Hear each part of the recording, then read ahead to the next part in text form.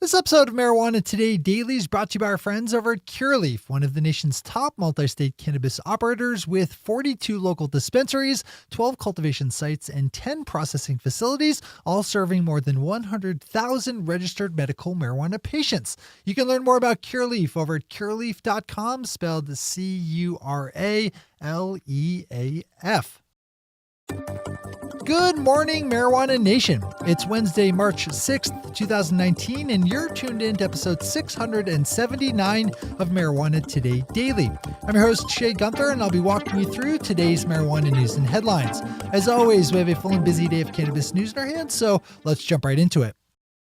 My buddy Bruce Barcott over at Leafly leads off today's headlines with news that FDA Commissioner Scott Gottlieb is resigning. That's a big deal in our world due to the current work that the FDA is engaged in working out the rules and regulations for hemp-derived CBD, which was made more legal at the end of last year with the passage of the 2018 Farm Bill, but not entirely legal as there are still tons of details to be worked out for how it can be grown and processed and transported and used. We've reported on Gottlieb in recent days as he reported to Congress on how the FDA's work on the issue was going. Bruce has a good write-up on this with more detail on how Gottlieb's resignation, announced yesterday, could affect the legal CBD vertical. Pop over to Leafly for the full read. Georgia lawmakers passed a bill yesterday by a vote of 123 to 40 that would set up a legal system for producing and distributing CBD medical cannabis oil. This is also a storyline we've been watching as Thursday marks the last day that proposed legislation in Georgia needs to make it out of one of the state's legislative bodies if it's to have a chance of passing this session. Thankfully, the CBD oil bill did just that and will now head over to the Senate. As it's currently written, the bill would license 10 companies to grow and process medical cannabis oil, which would be sold at up to 50 dispensaries. In addition, an 11-member commission would be set up to oversee the program. Grabbing a rare top story bookend is Leafly's Bruce Barcott, who just published a well-researched and written report on the impact that legal cannabis has had on American jobs. Bruce teamed up with noted industry economist Bo Whitney to write a 13-page report looking at some of the depth and breadth of legal cannabis employment. By their count, legal marijuana is directly responsible for creating more than 211,000 full-time jobs in the U.S., with just over 64,000 new jobs coming just last year. For a little bit of comparison, there are around 52,000 coal miners in the U.S. and 112,000 textile workers. Bruce and Whitney's report is packed with valuable numbers and context and is free, so it'd be silly not to open up Leafly today to read. As always, we have all the news we cover linked to on our website at mjtodaydaily.com and on our Twitter account at mjtodaydaily. Those are our top stories for today. It's time for Marijuana Today Daily Headlines Blitz. Before we blitz on headlines, let's quickly thank our sponsor, Curaleaf, one of the nation's top multi-state cannabis operators with 42 local dispensaries, 12 cultivation sites, and 10 processing facilities, all serving more than 100,000 registered medical marijuana patients. Pop over to curaleaf.com, spelled C-U-R-A-L-E-A-F, to learn more about Curaleaf, the company, as well as to learn more about their 3 lines of consumer brands. Their namesake, medical marijuana-focused Curaleaf line of products, their Curaleaf hemp line, and Yuku, Curaleaf's craft cannabis. And don't forget, Curaleaf is also a publicly traded stock on the Canadian Securities Exchange under the symbol CURA. So you can learn more about that whole scene when you visit their website, which again can be found at curaleaf.com. And if you're in one of the 12 states where Curaleaf has operations, you should try to swing by for a visit because there's no better way to experience the Curaleaf difference. Thanks to everyone at Curaleaf for all the support. All right, time for the Blitz.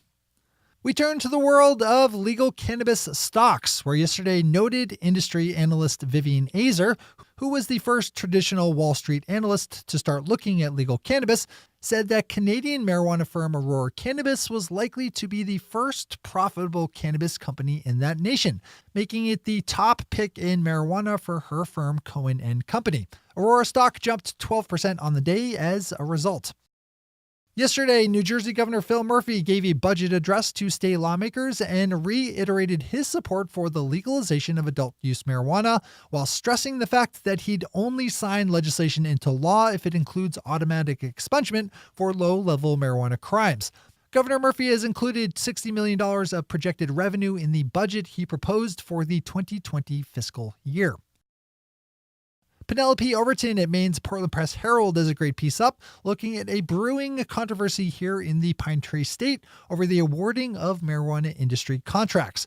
Regular listeners should remember that there was a bit of a kerfuffle in recent weeks over a contract awarded for helping write the rules and regulations that will govern the new adult use sales program voted in under a 2016 ballot measure.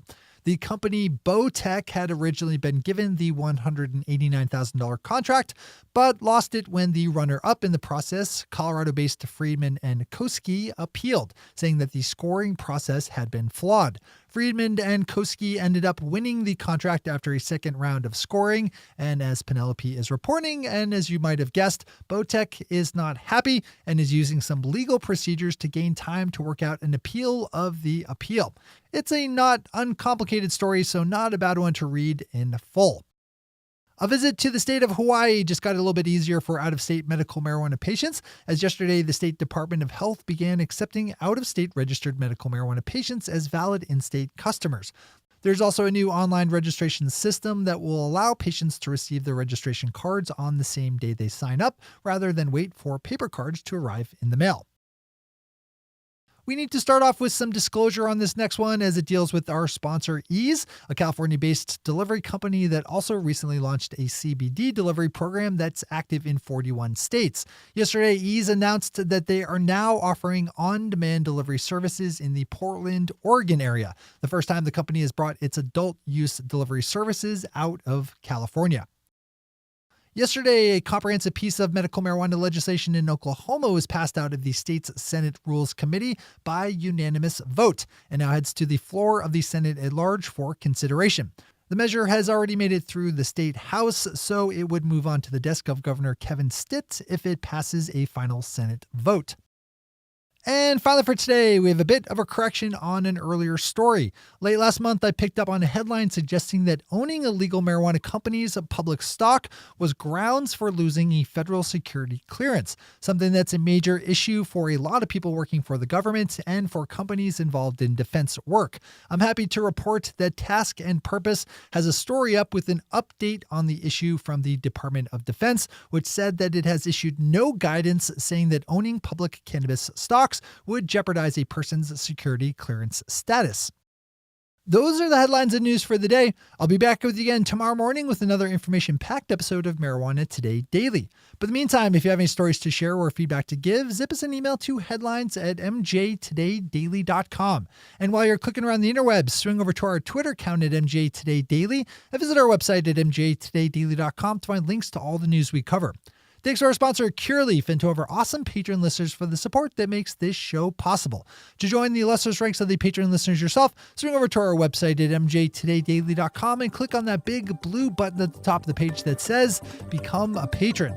I'm your host, Shay Gunther. Thanks for tuning in and starting your day with marijuana today.